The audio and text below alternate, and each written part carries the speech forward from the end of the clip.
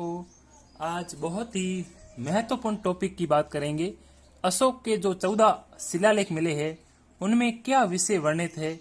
ये क्वेश्चन कई बार एग्जाम में आता है, चाहे राजस्थान पुलिस हो, ग्राम सेवक हो, पटवारी हो, कोई भी एग्जाम हो राजस्थान का, आरएएस तक के लेवल के तक ये क्वेश्चन आता है कि अशोक के शिलालेख जो 14 है उनमें वर्णित विषय क्या है। बहुत ही महत्वपूर्ण टॉपिक है, तो हम देखेंगे एक एक करके। देखो, सबसे पहले हम अशोक की सामान्य जानकारी की बात करेंगे। देखो, तो सबसे पहले हम देखेंगे इनके पिताजी का नाम, पिता जिनके ये उत्तराधिकारी हुए, तो पिता का नाम था बिंदुसार।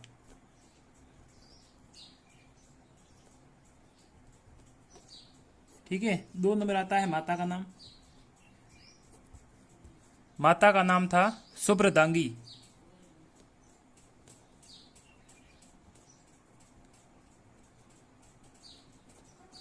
शुभ दांगी। ठीक है। गद्दी पर के मगध की राजगद्दी पर बैठा 269 ईस्वी ईसा में, ईसा पूर्व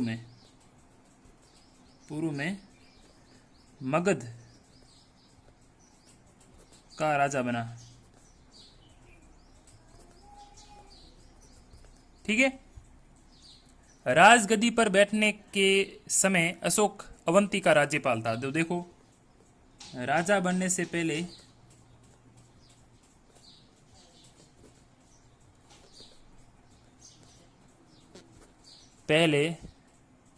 अवंती का राज्यपाल था, अवंती का राज्यपाल था। ओके। मस्की और गुजरा 2 अभिलेख है। देखो, एक है मस्की और गुर्जरा अभिलेख, याद रखना। मस्की और गुजरा अभिलेख में अशोक नाम मिलता है। बोले तो अशोक का नाम अशोक इस मस्की और गुर्जरा अभिलेख में मिलता है। ठीक है। ये थी अशोक के बारे में सामान्य जानकारी। देखो, ये देखो अशोक के बारे में सामान्य जानकारी थोड़ी सी, और ये शिलालेख पढ़ेंगे हम 14, उनके विषय क्या है। ये रहे 14 शिलालेख और इनके बारे में वर्णित विषय पढ़ेंगे। ठीक है। पहला शिलालेख है, ठीक है, उसके बारे में क्या विषय मिलता है। देखो, तो इसमें पशु बलि की निंदा की गई है। अशोक के पहले शिलालेख में पशु बलि की निंदा,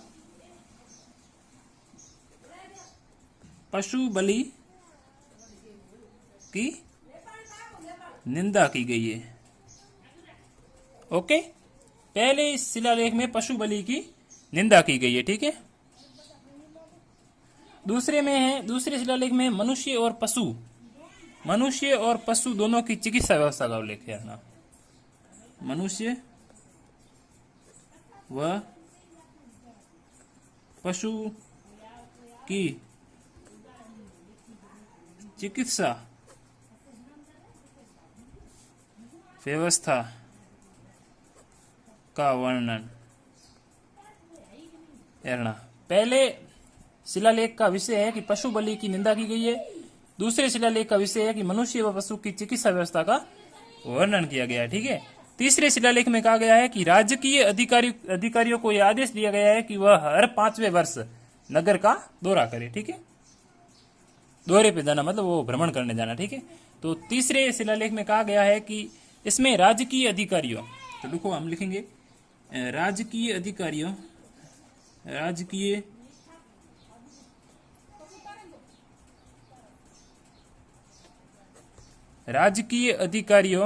को यह आदेश दिया गया है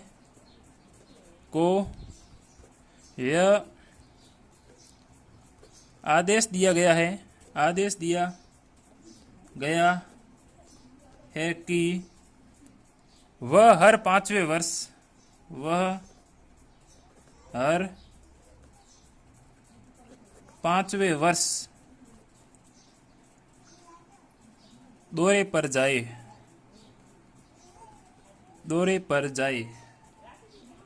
पे जाए मतलब जनता क्या कर रही है उनके बारे में जानकारी एकत्र करना। ओके। अब हम पढ़ेंगे चौथा शिलालेख। चौथा शिलालेख में देखो, भेरी घोष की जगह धम घोष को अपनाया है ना।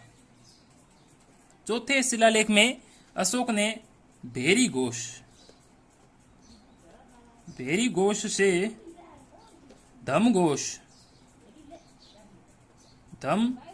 घोष में जाने की बात की है। यारना अशोक ने चौथे शिलालेख में भेरी घोष से धम घोष में जाने की बात की है। ठीक है, अब आएगा पांचवा शिलालेख, ये बहुत ही महत्वपूर्ण है। पांचवें शिलालेख में धम महामात्रों की नियुक्ति की जानकारी है ना। पांचवें शिलालेख से हमें ये जानकारी मिलती है कि अशोक ने धम महामात्रों की नियुक्ति की। देखो, धम महामात्रों की नियुक्ति बहुत ही महत्वपूर्ण क्वेश्चन था कि पांचवा शिलालेख के अनुसार धम मात्रों की नियुक्ति की गई। ठीक है, छठा शिलालेख है, उसमें आत्म नियंत्रण की शिक्षा दी गई है। छठे शिलालेख में आत्म नियंत्रण की शिक्षा दी गई है कि शिक्षा दी गई है। ठीक है, छठे शिलालेख में अशोक के छठे शिलालेख में आत्म नियंत्रण की शिक्षा दी गई है। ठीक है, सातवें और आठवें शिलालेख में अशोक की तीर्थ यात्रा का उल्लेख है। सातवें और आठवें शिलालेख में बहुत ही महत्वपूर्ण क्वेश्चन है कि सातवें और आठवें शिलालेख, अशोक के सातवें और आठवें शिलालेख में अशोक की तीर्थ यात्रा का उल्लेख है ना। तो हम लिखेंगे अशोक की तीर्थ यात्राओं का वर्णन। बहुत ही महत्वपूर्ण क्वेश्चन है कि अशोक के सातवें और आठवें शिलालेख के अनुसार अशोक की तीर्थ यात्राओं का वर्णन किया गया। ठीक है, अशोक का 9वां शिलालेख, इसमें सच्ची भेंट व सच्चे शिष्टाचार का उल्लेख है। 9वें शिलालेख में सच्ची भेंट व सच्चे शिष्टाचार का वर्णन। बहुत ही महत्वपूर्ण क्वेश्चन है कि अशोक के 9वें शिलालेख में सच्ची भेंट मतलब अच्छे से मिलना व सच्चे शिष्टाचार, अच्छा गुण, अच्छा संस्कार, इसका वर्णन किया गया है। अशोक के 10वें अभिलेख में अशोक ने यह आदेश दिया है कि राजा तथा उच्च अधिकारी हमेशा प्रजा के हित में सोचे। ये बहुत ही महत्वपूर्ण क्वेश्चन है कि अशोक ने 10वें शिलालेख में अशोक ने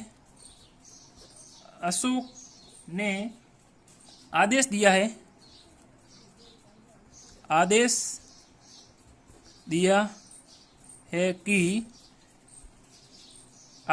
है कि राजा तथा उच्च अधिकारी, राजा व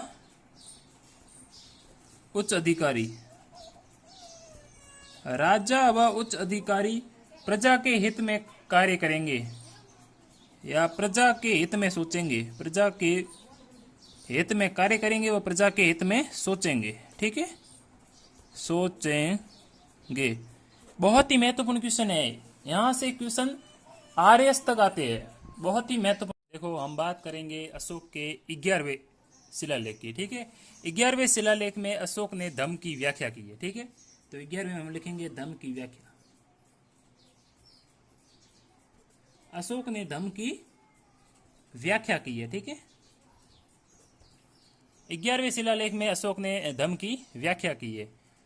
12वें शिलालेख में अशोक ने स्त्री महामात्रों की नियुक्ति एवं सभी प्रकार के विचारों के सम्मान की बात कही है। ठीक है, स्त्री महामात्रों की नियुक्ति है। 12वें शिलालेख में स्त्री महामात्रों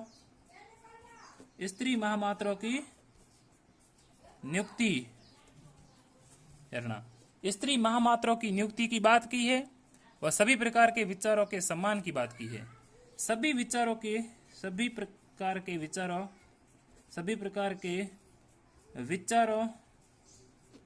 के सम्मान की बात की है,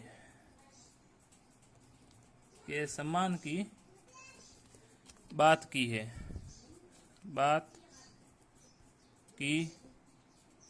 ओके, 12वें शिलालेख में अशोक ने स्त्री महामात्रों की नियुक्ति व सभी प्रकार के विचारों के सम्मान की बात की है। ठीक है, मतलब सभी प्रकार के कोई भी विचार, मतलब कोई भी विचार व्यक्त करता है तो उन सभी महानुभवों के विचारों की समान की बात की है। ठीक है, अशोक ने 13वें शिलालेख में कलिंग युद्ध का वर्णन किया है और अशोक के हृदय परिवर्तन की बात की गई है ना।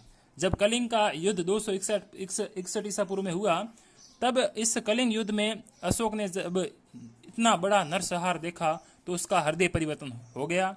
उसी हृदय परिवर्तन की बात 13वें शिलालेख में की गई है और कलिंग युद्ध का वर्णन भी 13वें शिलालेख में। ठीक है, और इसी में 5 यवन राजाओं का नाम का उल्लेख है और यहाँ उसने धम्म प्रचारक भेजे। ठीक है, तो हम बात करेंगे कि सबसे पहले कलिंग युद्ध का वर्णन। कलिंग युद्ध का वर्णन, पहली बात 13वें शिलालेख में कलिंग युद्ध का वर्णन है। हृदय परिवर्तन की बात, अशोक के हृदय परिवर्तन की बात, हृदय परिवर्तन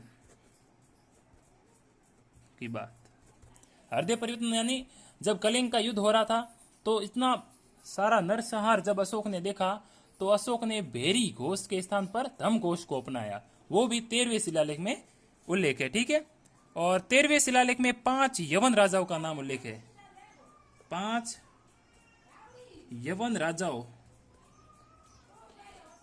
के नामों का उल्लेख,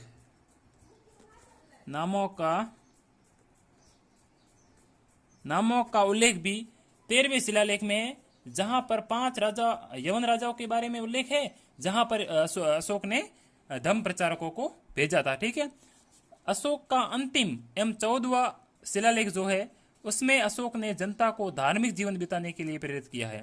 तो हम लिखेंगे अशोक ने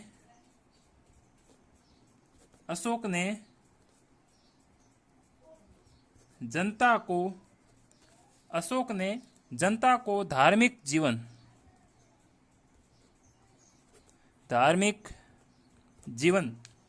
बिताने के लिए प्रेरित